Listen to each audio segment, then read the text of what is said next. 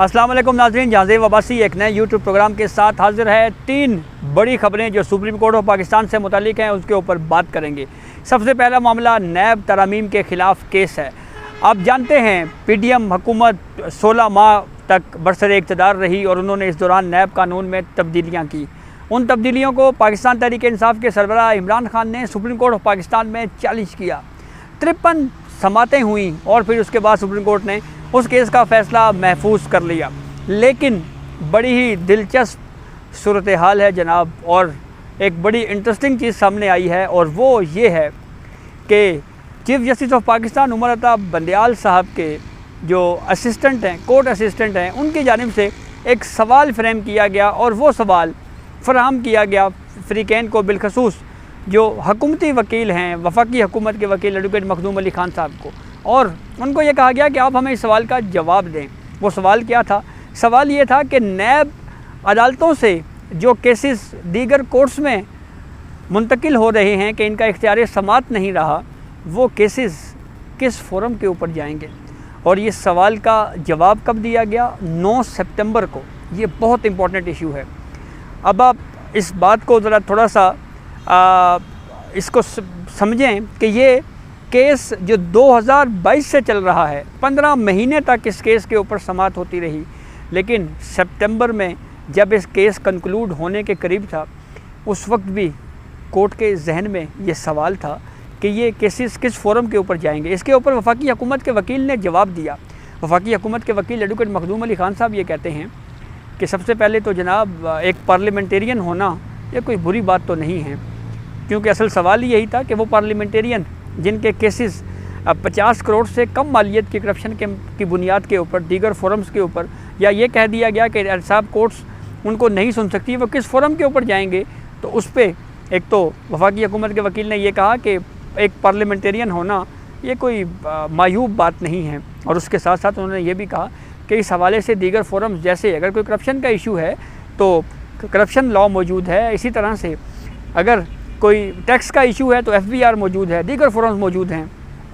तो इस सवाल के बाद जो जवाब दिया गया, इससे इस बात का एक नतीजा अखज़ किया जा सकता है कि जो जस्टिस मंसूर अली शाह साहब कहते रहे कि ढूंढ के कोई गलतियां निकाली जा रही हैं, तो लग रहा है कि वो ऑब्ज़र्वेशन जस्टिस मंसूर अली शाह साहब की बिल्कुल दुरुस्त है कि ढूंढ के कोशिश की जा रही है कि कहीं से कोई गलती निकाली जाए, लेकिन शायद वो गलती नहीं निकली। और सबसे अहम सवाल भी ये था कि कौन से बुनियादी इंसानी हकूक़ हैं जो इस तरमीम से मुतासिर हुए हैं। इस सवाल का भी कोई वाज़ेह जवाब कोर्ट प्रोसीडिंग में नहीं दिया गया। देखना ये है कि जजमेंट में क्या कहा जाता है। दूसरा अहम मौजू है जनाब चौधरी परवेज़ इलाही साबिक़ वज़ीर आला पंजाब, एक केस में रिहा होते हैं, दूसरे में गिरफ़्तार हो जाते हैं, फिर किसी और केस में उनकी गिरफ़्तारी डाल दी जाती है। ये पूरा मामला अब सुप्रीम कोर्ट ऑफ पाकिस्तान में आ गया है। उनकी अहलिया की जानिब से एक आईनी दरख्वास्त सुप्रीम कोर्ट में दायर की गई है और उसमें यह मौक़िफ़ इख्तियार किया गया है कि जो बार बार चौधरी परवेज़ इलाही की गिरफ़्तारी हो रही है, इस अमल को रोका जाए। चौधरी परवेज़ इलाही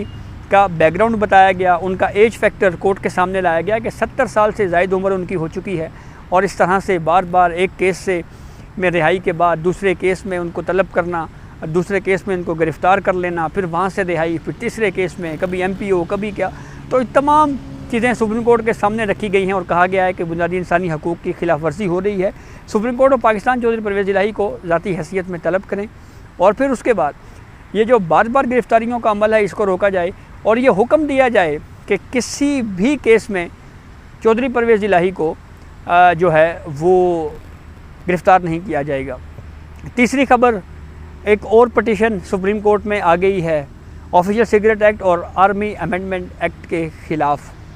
ये चौथी दरख्वास्त है, आईनी दरख्वास्त आर्टिकल 184(3) के तहत जो सुप्रीम कोर्ट में चेयरमैन PTI इमरान खान की जानिब से दायर की गई है। इससे पहले सिंध बार कौंसिल भी इस मामले में सुप्रीम कोर्ट से रिज्यू कर चुकी है। फिर उसके बाद एक वकील हैं एडवोकेट जुल्फ़िकार भुट्टा, वो भी सुप्रीम कोर्ट में आए। हफीज़ुल्लाह नियाज़ी ने भी इन 2 लॉज़ को चैलेंज किया, बिलों को चैलेंज किया, और अब की बार चेयरमैन PTI इमरान खान ने भी इसको चैलेंज किया, और फिर उसके बाद चैलेंज करने के बाद ये मौक़िफ़ इख्तियार किया सुप्रीम कोर्ट ऑफ पाकिस्तान में कि ये दोनों बिल हैं ये बुनियादी इंसानी हकूक़ के ख़िलाफ़ हैं। और उसके साथ साथ ये मौक़िफ़ भी इख्तियार किया गया है कि ये जो दोनों कवानीन हैं इसमें सदर मुमलिकत की जानिब से उनकी रज़ामंदी नहीं है। इसलिए इन कवानीन को गैर आइनी करार दिया जाए और गैर आइनी करार देकर कलअदम करार दिया जाए। काफ़ी अहम मामला है। चीफ जस्टिस उमर अता बंदियाल साहब जो कि एक ही आइंदा का अदालती हफ्ता उनको रह गया है, फिर नेक्स्ट चीफ जस्टिस काजी फाइज ईसा साहब आ रहे हैं, तो वो इन तमाम केसेस को कैसे देखेंगे, ये काफ़ी अहम डेवलपमेंट है। और इस मामले के ऊपर जो है वो सूरत हाल काफ़ी दिलचस्प होती जा रही है।